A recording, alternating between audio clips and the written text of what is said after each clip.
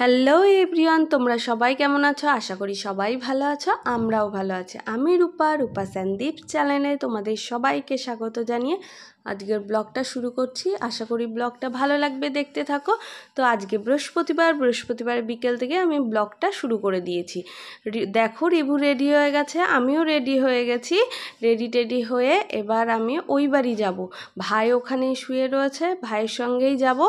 তো রেডি হয়ে গেলাম। হঠাৎ করেই ইচ্ছে হলো, কারণ রিভুর আজকে বিকেলে পড়া নেই, সেই কারণে। আর ও সব টাস্ক করাই আছে মোটামুটি। আর কালকে সকালে যে স্কুল আছে সেটা তো ওখানেই টাস্ক করিয়ে নেয়, তাই জন্য আর সমস্যা নেই। আজকে একটু ঘুরেই আসি। আর রাত্রেবেলা একেবারে 8টা সাড়ে 8টায় বাড়ি চলে আসব। তো এই যে দেখো গেছো বাদরটার অবস্থা দেখেছো? আলনাটার কি অবস্থা করছে উঠে। তারপরে বাইরে এসে ভাইয়ের গাড়িতে উঠে গেলেন। আমি যাব না ভেবেছিলাম, সেই আমাকে তো ওঠাবেই ওরা দুজনে মিলে।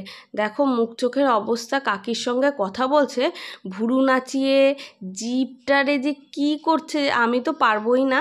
সেই মানে দু ভাঁজ করে জিভটাকে কি করে বেড়াচ্ছে, আর কি লাফালাফি করে বেড়াচ্ছে যাবে বলে। ওকে চট করে খাইয়ে দাইয়ে একটা ওর বাবা ড্রিঙ্কস নিয়ে এসেছিলো ওর জন্যে, সেইটা খেয়ে দে ও রেডি হয়ে গেছে। এই দেখো জিভের অবস্থা দেখেছো, দু ভাঁজ করে মুড়ে ফেলেছে। আমি তো পারবোই না, অনেক চেষ্টা করলাম, আমি পারিনি। তারপর বললাম না, ব্যর্থ হয়ে এবার যাই গন্তব্যস্থলের দিকে। তো এই যে দেখো বেরিয়ে পড়েছি, আমাদের রথতলার ওখান থেকেই যাচ্ছি, ভেতর দিয়ে যাব, মেন রাস্তা দিয়ে যাব না। ভয় লাগছিল, ভাই চালাচ্ছে গাড়ি, ওর গাড়িতে আমি উঠতেই চাই না, আমার খুব ভয় লাগে। তারপরে বাড়ি এসে একটু টুকটাক আমার কাজও হয়ে গেল, একটা আইব্রো করার ছিল সেটাও করে নিলাম।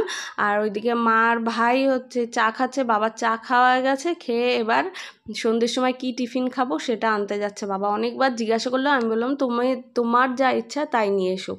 তারপরে সন্ধেবেলায় রিভুর জন্য ফ্রুটি নিয়ে এসছে, আরও অনেক কিছু নিয়ে এসছে, এখন বলবো।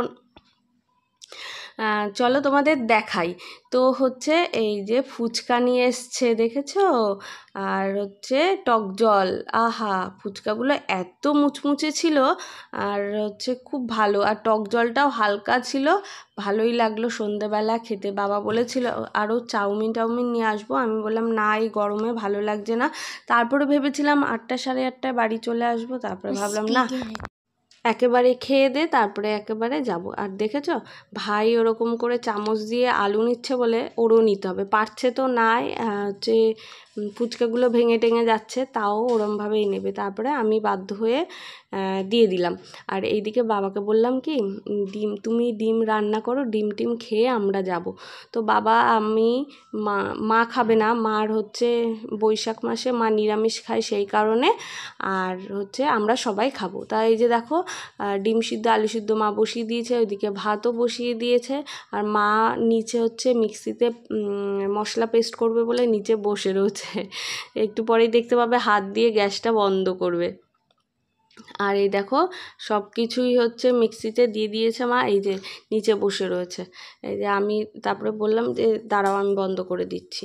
আর এই দিকে মামা বাড়ি এসে ইনি কী অবস্থা করেছে, খাটটার সমস্ত যত চামচ রয়েছে সব চামচ বাইরে বের করে নিয়ে এসে টেনে সব বিছানায় ছড়িয়েছে। বই খাতা থেকে শুরু করে সব কিছু ছড়িয়ে ছিটে একাকার করছে। ইনি এনার মতো খেলা করছে। আর মুড়ি খাবে বলে মা মুড়ি দিল, কিন্তু কিছুতেই খেলো না। আর এই দেখো হাঁড়ি কড়াই গামলা বাটি সব বের করে নিয়ে এসে দুষ্টুমি করেই যাচ্ছে। কি গরম লাগছে, মানে কি যে বলবো, পাখা চলছে মনে হচ্ছে পাখার হাওয়া গায়েই লাগছে না। কি সুন্দর কালার হয়েছে দেখেছো। এইখানে কিন্তু শুকনো লঙ্কার গুঁড়ো না, টমেটো আর কাঁচা মানে পাকা যে কাঁচা লঙ্কাগুলো সেই লঙ্কা দিয়ে করেছে। আর কি সুন্দর কালার হয়েছে, বাবা রান্না করেছে। আর এই দিয়ে আমরা খেয়ে নেবো। এখন 8:30 বাজে। তো মাকে বললাম ঠান্ডা করতে দিতে ভাত। তো সবই গরম। রিভু সবাইকে, আমাকে নিজেরটা সব জল টল ঢেলে নিল, আমার গ্লাসেও জল দিয়ে দিয়েছে, বড় হয়ে গেছে। তো তাড়াতাড়ি করে আমরা খেয়ে নিই, বাড়ির দিকে আবার রওনা দিতে হবে।